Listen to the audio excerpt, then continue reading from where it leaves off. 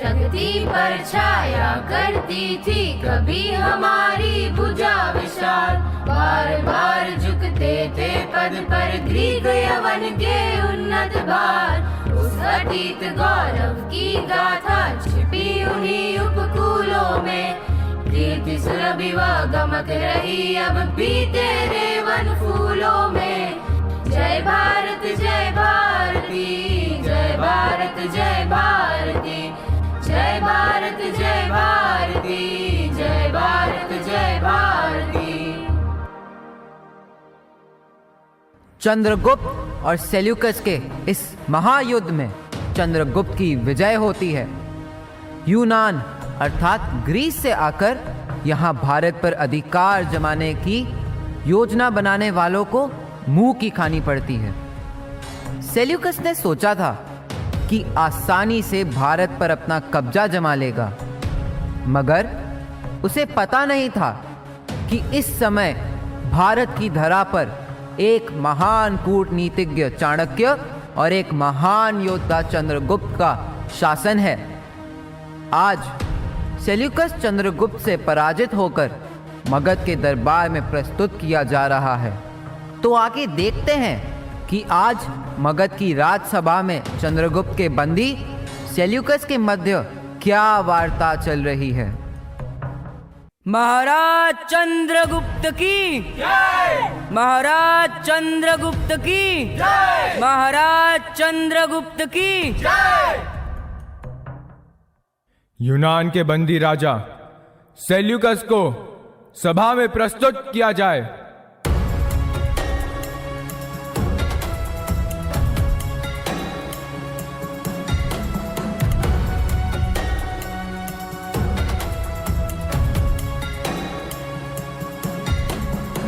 सावधान, महाराज आपको संबोधित करना चाहते हैं। मगधराज के सभासदों, पाटलिपुत्र के वीरों, मगध नहीं चाहता किसी को अपना दास बनाना। मैं कहता हूं, मनुज मात्र को है मिलकर राह बनाना। उठी नहीं तलवार मगध की किसी लोभ लालच से, और न हम प्रतिशोध भाव से प्रेरित हुए कभी भी। छिन्न भिन्न है देश, शक्ति भारत की बिखर गई है। हम तो केवल चाह रहे हैं उसको एक बनाना, किंतु भारत की ओर कुदृष्टि डालने वाली हर दृष्टि को इस सृष्टि से ही मिटा दिया जाएगा। महाराज ने कही ना अपने मन की ही बातें। यही भाव है मगध देश के धर्मशील जन जन में। हम चाहते हैं संधि, पर विग्रह कोई खड़ा करे तो उत्तर देगा उसे मगध का महाखड़क बलशाली। अनाहुत हमसे लड़ने क्यों सेल्यूकस चढ़ाया? मदोन्मत्त यूनान जानता था ना भारत के बल को। हम कृतज्ञ है, सेल्यूकस ने अवसर हमें दिया है। आज खड़ा है वह विपन्न आहत सा मगध सभा में।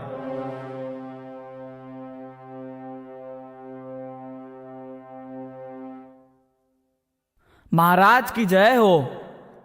सेल्यूकस के राजदूत मेगास्थनीज और सेल्यूकस की पुत्री हेलेना सभा में उपस्थित होना चाहते हैं। उन्हें सभा में ससम्मान प्रस्तुत किया जाए।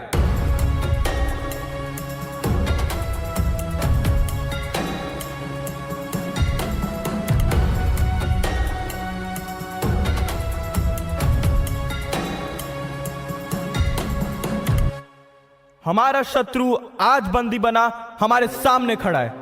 आप सभी बताएं, इसके साथ कैसा व्यवहार किया जाए? सेल्यूकस के साथ कैसा बर्ताव करें हम, इसका उचित निदान बताए गुरु चाणक्य स्वयं। यूनान के सम्राट का आर्यवर्त के मगध साम्राज्य में स्वागत है। आपके सामने मैं महज एक बंदी हूं, सम्राट नहीं। क्या बंदियों को और अतिथियों को इसी तरह आपका देश लज्जित करता है? शक्ति के मद में होकर चूर विजय को निकला था यूनान। एक ही टकराव में हो गई तुम्हें भारत की पहचान। हे सेल्यूकस, तुम्हें मित्रता चाहिए या अमर्ष? खड़ा है लेकर दोनों भेंट ग्रीस के सम्मुख भारतवर्ष। बोलो सेल्यूकस, तुम्हें क्या चाहिए, मित्रता या शत्रुता? सामने नहीं मंच पर आज खड़ा है विजयी भारत वीर, और है मिट्टी पर यूनान पराजय की पहने जंजीर। एक पराजित राजा क्या कर सकता है? मैं तो बस यही कहूंगा कि आप एक सच्चे वीर हैं, और एक सच्चा वीर एक वीर के साथ जैसा व्यवहार करता है वैसा ही व्यवहार आप मेरे साथ करें। महाराज सिकंदर ने जैसा व्यवहार राजा पोरस के साथ किया था वैसा ही व्यवहार आप करें। वीरता का सच्चा बंधुत्व, झूठ है हार जीत का भेद। वीर को नहीं विजय का गर्व, वीर को नहीं हार का खेद। सेल्यूकस, यदि तुम भारत से मित्रता चाहते हो तो आगे बढ़ो, चंद्रगुप्त के साथ संधि करो।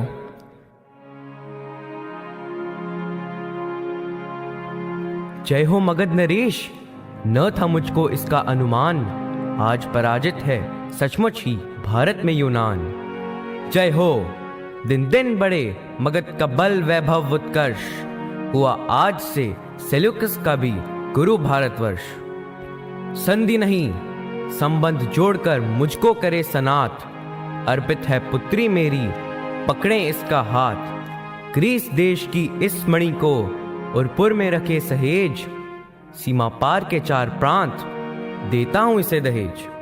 महाराज, आज से आप मेरे संबंधी हुए, अब ग्रीस और भारत युद्ध का मैदान छोड़कर ज्ञान का आदान प्रदान करेंगे। गुरुवर, राजदूत मेगस्थनीज अपनी इच्छा प्रकट करना चाहते हैं। हे गुरुवर, यदि आपकी आज्ञा हो तो मैं आपके पास भारत में ही रहना चाहता हूँ।